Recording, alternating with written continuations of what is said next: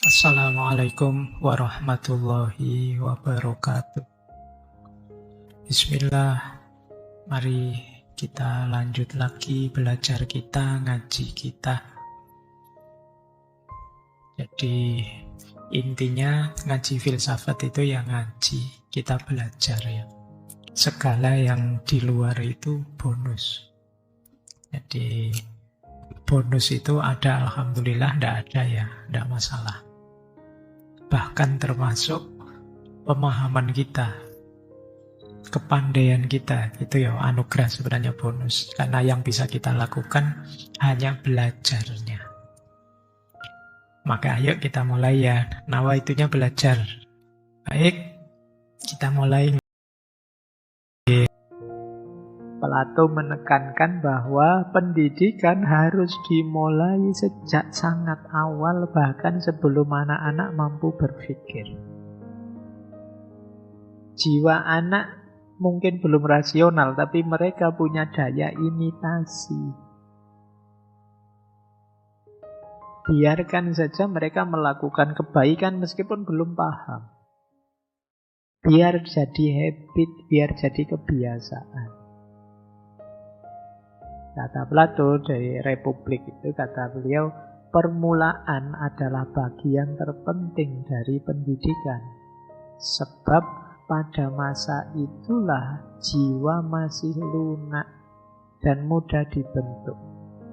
Dia menerima kesan apapun yang kita tanamkan. Berarti harus dimulai sejak dini. Kalau mulainya seusia kalian, berat.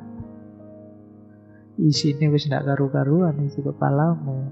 Nah, tapi kalau sejak kecil diarahkan, kalian mengalami pembiasaan sudah. Kalau sudah terbiasa nanti jadi karaktermu. Kalau sudah jadi karakter, mengakar dia. Iya, memang masih bisa berubah, tapi mengakar itu berarti mengubahnya sulit. Watak yang terbangun sejak kecil itu sulit diubah. Nah, mumpung fasenya masih fase mudah dibentuk, ayo kita bentuk sejak kecil bangunan jiwanya. Ya mungkin kalau ada orang-orang yang dewasanya jahat, itu kemungkinan telat membentuknya atau salah membentuknya sejak kecil. Jadi jalan paling ideal pembiasaan. Yang kedua, kata Plato, lingkungan yang sesuai. Plato itu serius ingin kita senantiasa mengawasi apa yang didengar, apa yang dilihat oleh anak-anak. Plato itu terkenal, beliau menolak kalau ada kisah dewa-dewa kok licik, kejam, saling menipu. Apalagi diceritakan, didongengkan. Kenapa? Masuk ke anak-anak. Kalau di Yunani kan ada itu cerita-cerita bagaimana Zeus menipu dewa lain. Itu kan cerita dewa-dewa. Jadi dewa ini menipu dewa itu, nanti ada Kronos yang makan anak-anaknya. Itu kan kalau di Yunani ya. Kalau di kita mungkin banyak juga dongeng-dongeng yang ini hati-hati loh, bisa membentuk jiwa anak-anak kita. Kalau saya membayangkan dulu zaman kita kecil, zaman saya kecil, tidak tahu generasimu ya, ada dongeng kancil nyolong timun. Saya mikir, apa jangan-jangan gara-gara itu ya kita hari ini banyak koruptor-koruptor itu. Dongengannya kok kancil nyolong timun. Kancil itu pinter luar biasa, tapi kadang-kadang licik. Hewan-hewan lainnya jadi korbannya semua. Itu kalau versinya Plato, enggak deh. Hati-hati ya dengan dongeng-dongeng yang kita berikan pada anak-anak kita. Saya enggak tahu budaya dongeng ini masih ada enggak di kalian ya. Masa kecilmu pernah enggak didongengi oleh bapak ibumu sebelum tidur? Kalau belum, nanti tradisikan mulai di kalian ya. Anak-anakmu sebelum tidur ajak ngobrol. Jangan pegang HP. Dongengi dia. Pak susah Pak, ndak apal dongeng-dongeng, baca. Selain membangun kedekatan emosional juga seperti misinya Plato ini. Kita menciptakan lingkungan, memasukkan hal-hal yang penting untuk dirinya. Jadi jangan dikira lingkungan itu netral. Pengaruh dari arena hidup kita itu besar pada pendidikan jiwa. Kata Plato, anak-anak belum mampu memilah mana simbol, mana kenyataan. Dan pendapat yang mereka serap pada usia itu sulit dihapus. Itu kenapa game-game, kemudian film-film anime dan lain sebagainya diperhatikan ya. Daya serapnya anak-anak kita. Kapan itu dulu, tahun lalu mungkin ya, kita pernah viral itu kan ada, kalau tidak salah anak-anak SMA itu yang naik motor, terus tiba-tiba di pinggir jalan ada nenek-nenek pakai mukena itu, tidak ada angin, tidak ada hujan, tiba-tiba mereka turun, terus nenek-nenek ini dipukuli, ditendang. Itu saya membayangkan, ini anak-anak ini mungkin tidak bisa membedakan mana Mobile Legend, mana dunia nyata. Mungkin kan kalau di gamenya itu kan jalan-jalan di pinggir jalan ada musuhnya dibantai, double kill, triple kill gitu. Itu begitu dunia nyata mungkin gambar di pikirannya itu mungkin nyoba siapa tahu triple kill misalnya. Efek. Jangan dikira sederhana. Kalian juga banyak dibentuk kan oleh tontonanmu, oleh mungkin tidak letterlek apa, mungkin gaya ngomongmu, mungkin gestur tubuhmu, bisa saja. Maka kalau di Plato, yuk perhatikan lingkungan yang sesuai. Yang ketiga, teladan. Ini kita tahu sih penting, tapi hari ini mungkin tidak gampang nyari teladan. Teladan yang hidup ya, bukan teladan yang sudah mati. Karena teladan yang hidup itu lebih masuk untuk diimitasi. Teladan yang hidup bisa diimitasi lebih kuat daripada sekedar nasihat. Anak-anak, kata Plato, lebih banyak belajar dari yang dia tiru, tidak hanya dari yang dia dengar. Kata Plato, peniruan yang dilakukan sejak kecil menjadi bagian dari tabiat, meresap ke dalam gerak, suara, cara berpikir. Idola-idola hari ini. Kalian idolamu siapa? Pasti itulah kiblatmu. Yo, versinya beda-beda ya. Idola zaman saya, idola zaman kalian, idola adik-adikmu itu pasti beda-beda. Tapi coba dicek, idola-idola itulah nanti yang kita imitasi. Musik zamanmu, musik zaman saya, musik zaman adik-adikmu juga pasti beda.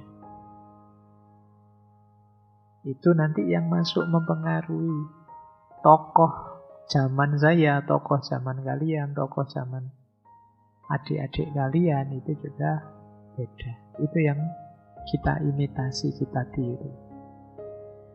Maka ketika kita sedang mendidik, ayo dicek ini anak-anak ini kiblatnya kemana, idolanya siapa. Inilah yang nanti akan mereka tiru. Kalau idolanya pas, yang tidak cocok, tidak sesuai, negatif, cepat-cepat arahkan untuk nyari kiblat yang lain. Karena biar mereka tidak niru jelek-jeleknya. Ini tidak perlu saya jelaskan panjang, kalian sudah sadar bahwa teladan, lingkungan, dan pembiasaan itu jadi kunci pendidikan jiwa. Diberi materi seperti apapun, tapi kalau lingkungannya tidak mendukung, kebiasaan hidupnya tidak nyambung, kiblat teladannya negatif, hasilnya juga tidak akan bagus. Ini yang harus kita perhatikan untuk pendidikan jiwa. Yuk kita lihat, ini menarik sekarang. Materinya terus apa pendidikan jiwa itu dengan metode seperti tadi ya. Apa yang penting yang membuat jiwa kita matang? Kata Plato, materi pendidikan jiwa itu ada 4. Yang pertama musik, yang kedua olahraga, yang ketiga matematika, dan yang keempat dialektika atau filsafat. Semoga kalian masih bisa menerima ya. Saya khawatirnya, wah haram semua itu Pak. Ya, ini teorinya Plato ya, kata dia. 4 hal ini penting untuk kematangan jiwa, mendidik jiwa. Yang pertama apa? Musik. Musik itu kata Plato melatih rasa, memperkenalkan keteraturan, membuat orang tidak nyaman dengan kekacauan, paham keselarasan, itu musik. Ketika telingamu akrab dengan musik, itu biasanya ada pengaruh tertentu di caramu berpikir, caramu memahami, itu lebih tertata. Irama itu kan ada ritme, ada nada, dinamika, dan lain sebagainya. Itu kan ada tatanannya. Kita terbiasa dengan tatanan, dengan pola. Itu kalau kita mendengarkan musik. Kan banyak kan teori-teori bahwa sejak dalam kandungan ya didengarkan musik. Misalnya, didengarkan ngaji Pak Yo, ngaji yang enak iramanya, ya, bukan ngaji yang kayak kalian yang jungkir balik suaranya itu bayinya malah enggak. Jadi irama suara, apalagi yang jenis musik ini, melatih otak kita, mengakrabkannya dengan ketertiban, dengan keteraturan, membuat kita suka pada harmoni. Harmoni itu kan kebaikan tadi, keadilan. Membuat kita tidak senang kekacauan, yang buruk, yang fales, yang kacau, itu kita tidak nyaman. Kalau dengar lagu kok tidak karu-karuan, itu kan kita tidak enak di telinga. Itu sebenarnya melatih harmoni, melatih kesadaran pada keteraturan. Nah, musik. Ya, seperti saya bilang, mungkin musik kita beda-beda ya, tapi ya tetap musik ada pengaruhnya untuk mengarahkan, melatih pikiran kita. Saya tidak tahu kalau musikmu hari ini apa, saya tidak ngikuti ya perkembangan. Saya musiknya jadul, zaman dulu. Tapi ya wis, seleramu yang mana saja, di situ pasti ada pelajaran tentang keteraturan, ketertiban, irama, harmoni, dan lain sebagainya. Ini penting, latihan kesadaran harmoni, kesadaran keteraturan, ketidaknyamanan pada kekacauan, keburukan. Yang kedua, latihannya jiwa adalah, ini unik ya, olahraga. Olahraga itu berhubungan dengan keberanian, disiplin, pengendalian diri. Kalian sepak bola misalnya, itu kan di situ ada banyak kualifikasi mental yang penting dalam hidup. Berani, tangguh, disiplin, bisa mengendalikan diri, bisa diatur, dan lain sebagainya. Sering-sering olahraga, manfaatnya banyak, tidak hanya untuk jasmani, ternyata juga untuk rohani. Ya. Terus yang ketiga, matematika. Nah, ini banyak yang trauma kalau dengar matematika ini. Jadi kalau di akademinya Plato, itu di depan gerbangnya ada tulisan dilarang masuk ke sini kecuali yang sudah paham geometri. Berarti kalian tidak bisa masuk pasti ke sana. Oke ya, jadi kata Plato, apa sih pentingnya matematika? Matematika itu melatih akal kita lepas dari ketergantungan pada panca indera. Jadi melatih berpikir tertib objektif. Melatih memposisikan akal yang memimpin, bukan yang mengikuti. Matematika itu kan isinya rumus-rumus. Rumus itu kan yang mimpin, yang mengendalikan. Pola-pola. Maka belajar matematika itu penting untuk melatih jiwa agar tidak tergantung pada ketubuhan atau panca indera. Juga latihan berpikir tertib objektif. Kemudian puncaknya materi pendidikan jiwa adalah dialektika. Dialektika itu ini sudah mulai logika main. Seni bertanya, mempertimbangkan, mencari hakikat, jujur secara intelektual, dan seterusnya. Yang kita sebut filsafat. Kata Plato ya, hanya jiwa yang matang yang bisa sampai ke tahap ini. Jadi kebanyakan orang sulit kalau sudah sampai ke sini, karena begitu masuk ke dialektika, isinya mempertanyakan, mengkritisi, mencari hakikat, membersihkan diri dari prasangka-prasangka, dan lain sebagainya. Jadi 4 materi ini kuncinya kita mendidik jiwa. Pendidikan jiwa ya, makanya tadi saya bilang ini untuk jiwa kita.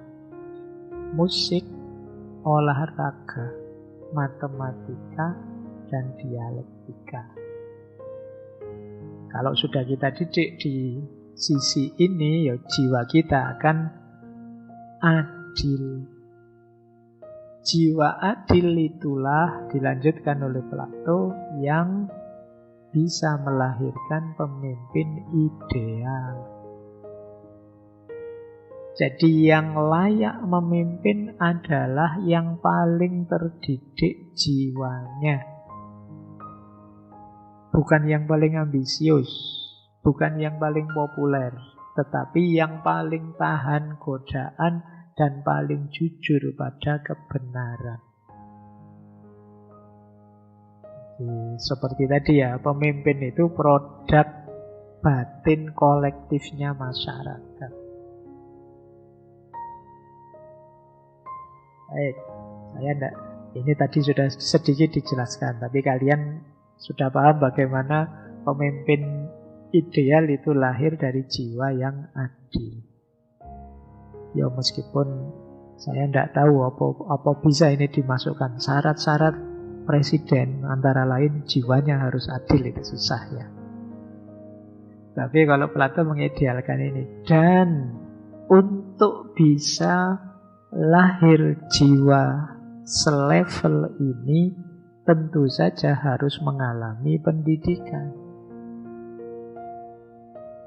Ini yang menarik, versinya Plato. Pendidikan untuk calon pemimpin itu prosesnya panjang. Ini gambaran ya kasarnya, kata dia. Kalian cek ya, usiamu berapa? Kemudian kalian sudah ada di level pendidikan yang mana? Di usia-usia awal itu sampai 20 tahun. Fokus pada jiwa yang tertib melalui antara lain musik, puisi, sastra, Gunanya apa? Agar jiwa kita cinta keindahan, harmoni. Dan juga tadi olahraga. Agar tubuh kita sehat lah, paling tidak jadi bebannya jiwa. Kalian bisa hidup sehat, kemudian fokus pada harmoni, keindahan, itu usia awal. 0-20 tahun. Ya ini berarti mahasiswa sampai semester berapa ya, kalau sekarang 20 itu. Ya segitulah usia-usiamu lah, semester-semester tengah itu. Nah, kalian dituntut jiwamu peka terhadap keindahan dan harmoni. Kalau ada sesuatu yang tidak cocok, kalian tidak nyaman. Ini usia 0-20, termasuk ya kalian bisa ngopeni tubuhmu, antara lain dengan olahraga. Jadi tidak masalah, Pak, saya itu sudah mahasiswa semester 5 kok masih senang baca novel-novel sastra, tidak apa-apa. Kalau di antara buahnya itu kalian punya kepekaan terhadap harmoni, keindahan, kemanusiaan. Nah, kemudian pendidikan tinggi 20-30 tahun. Di tahap ini tadi ya, logika, matematika, geometri, mulai ngasah kepekaan filosofisme, mulai latihan berpikir, bernalar. Kalau tadi mungkin, kalau bahasa Jawa ya, fase awal itu olah rasa, kalau ini olah cipta. Kalian mulai latihan logika, aritmatika, astronomi, jenis-jenis matematika. 20-30. Yang nanti sudah ancang-ancang mau jadi presiden di antara kalian, dihitung ya umur berapa kalian. Berarti kalian ada di fase mana. Kemudian fase dialektika 30-35 tahun. Ini puncaknya intelektual. Dialektika ya isinya filsafat kebenaran murni tanpa terikat oleh materi atau yang fisik. Ini fase dialektika 30-35. Jadi kalian bisa berabstraksi. Pikiranmu jernih, tidak terkontaminasi oleh hal-hal ketubuhan dan materi, kata Plato. Di sini orang bisa menghidupkan sisi ideal. Terus nanti usia 35-50. Ini menarik. Kata Plato tidak ingin pemimpin yang hanya terjebak dalam teori. Ini analogi gua ya. Orang-orang yang sudah nyampe dialektika harus mau turun kembali ke dalam gua. Kembali ke masyarakat. Kalian kan orang berkualitas. Mengabdilah dulu. Uji idealismemu di tengah masyarakat. Tujuannya apa? Biar punya pengalaman praktis. Integritasmu juga harus teruji. Karena dunia nyata tidak seideal dunia pikiranmu.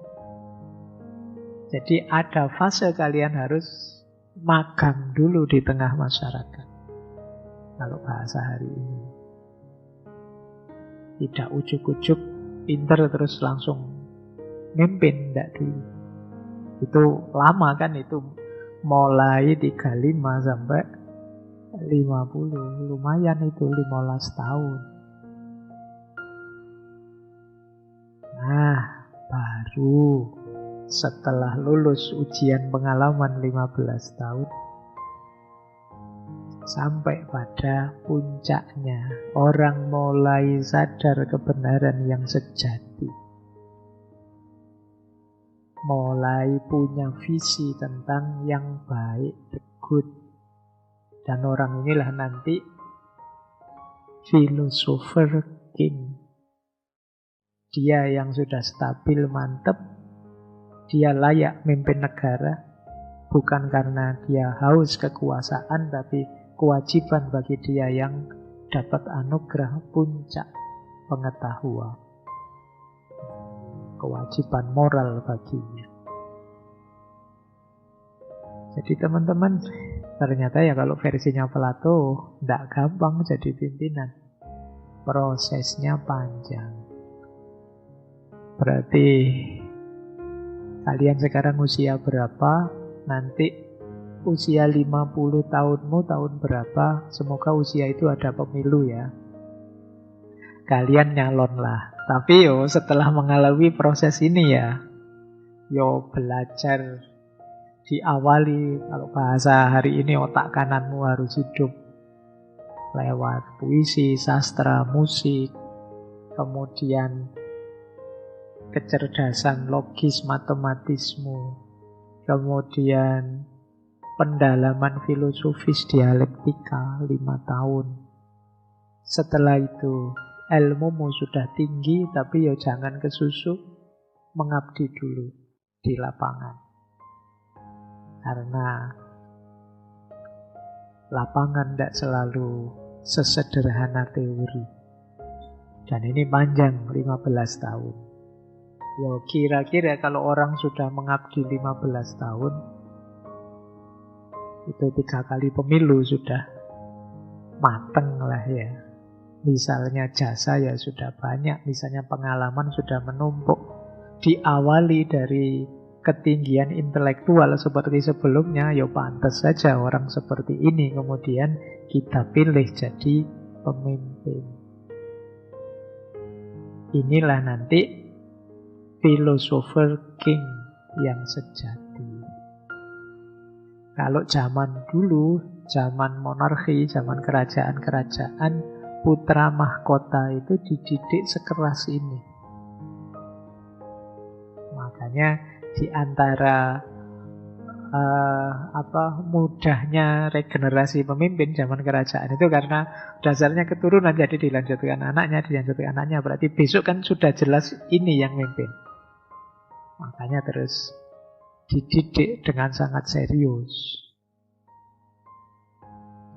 Ya, apa ada magangnya Pak putra mahkota itu? Ada. Nanti ada fase ketika dia harus mendampingi ayahnya dalam jangka waktu tertentu sampai kemudian beneran nanti dinobatkan jadi raja. Nah, kalau di demokrasi kan tidak ada yang seperti itu. Pemimpin itu pokoknya terserah rakyatnya saja, mayoritas yang dipilih siapa. Yang tadi oleh Plato kemudian, kalau begitu dibereskan dulu rakyatnya. Kalau rakyatnya jiwanya tidak adil semua, yang dipilih juga tentu saja yang berjiwa tidak adil, yang tidak bisa mengendalikan jiwanya, yang mungkin saja akalnya kalah oleh emosinya, oleh nafsunya. Itu yang kemudian membuat kalau pemimpinnya tidak adil, rakyatnya tidak adil, negara ini juga tidak akan adil. Keadilan sosial tidak akan lahir. Nah, ini yang ada di pikirannya Plato. Tentu saja ada banyak hal yang relevan, mungkin ada juga yang sudah tidak relevan lagi. Silahkan teman-teman coba dianalisis mana yang ini bagus Pak diambil sisi ininya, meskipun bagian ini saya tidak terlalu setuju, boleh saja. Filsafat itu kan bukan dogma yang harus kalian telan begitu saja. Tapi yang jelas kalau saya pahami dari semua konsepnya Plato tadi, Plato ingin agar kita mampu berkata tidak pada kenikmatan demi bisa mengatakan iya pada kebenaran. Bukan berarti kita tidak boleh nikmat, tapi kalau nikmat itu melanggar kebenaran, kita siap untuk menaklukkan nikmat demi meraih kebenaran. Kita siap untuk menidakkan kesenangan hidup, kenikmatan hidup demi bisa menghidupkan kebenaran. Karena di balik kebenaran itulah terletak kebahagiaan yang sejati. kata Plato. Jadi pada puncaknya ini sih pesan utamanya menurut saya. Detail yang lain-lain mungkin ada yang relevan, ada yang tidak. Tapi menurut saya bagian ini penting. Kenapa saya anggap penting? Ya karena sampai hari ini masih banyak orang yang sulit memprioritas hidupnya, sehingga lebih milih kenikmatan yang sesaat jangka pendek dan mengorbankan kebahagiaan yang durasinya jauh lebih panjang dan efeknya jauh lebih luas. Maka ayo kita sejak sekarang latihan, kalau bahasa Plato tadi ya, menertibkan jiwa kita. Mari kita bisa akal sehat sebagai yang mimpin diri kita, emosi yang mendukungnya, dan nafsu bisa kita kendalikan. Kalau pakai kalimat ringkas di tengah tadi kan bagus. Akal yang memimpin, emosi yang terkendali, kemudian nafsu yang tahu batas. Inilah yang membuat jiwa tertib, bisa menemukan kebahagiaan. Baik, saya kira itu ya teman-teman untuk malam hari ini. Ini sesi terakhir pelajaran kita tentang Plato. Untuk selanjutnya, selamat menjalankan ibadah puasa. Silahkan bikin kurikulum sendiri-sendiri untuk Ramadan yang akan datang. Targetlah yang baik-baik apa, biar nanti lulus dari puasa kalian bangga ada sesuatu yang meningkat. Entah itu apa, lumayan 1 bulan. Jadi puasa menurut saya kesempatan untuk kita mengupgrade diri kita di banyak aspeknya, tapi jangan terlalu ambisius, ngukur kekuatanmu secara realistis. Ya sederhananya, yang selama ini jarang ngaji, jangan target saya pengen khatam 10 kali Pak, itu mesti tidak lulus. Ukur kekuatanmu, tapi harus lebih meningkat daripada sebelumnya. Jadi biar setiap kali keluar dari Ramadan kalian punya kebanggaan karena ada target yang kamu capai. Semakin banyak kebanggaanmu, semakin kalian cinta pada dirimu, semakin kamu cinta pada dirimu, semakin kamu bisa mengeksplor segala potensi positif yang dikaruniakan oleh Allah pada diri. Baik, saya kira itu. Saya akhiri sekian, kurang lebihnya mohon dimaafkan. Wallahul muwaffiq, wallahu a'lamu bissawab. Wassalamualaikum warahmatullahi wabarakatuh.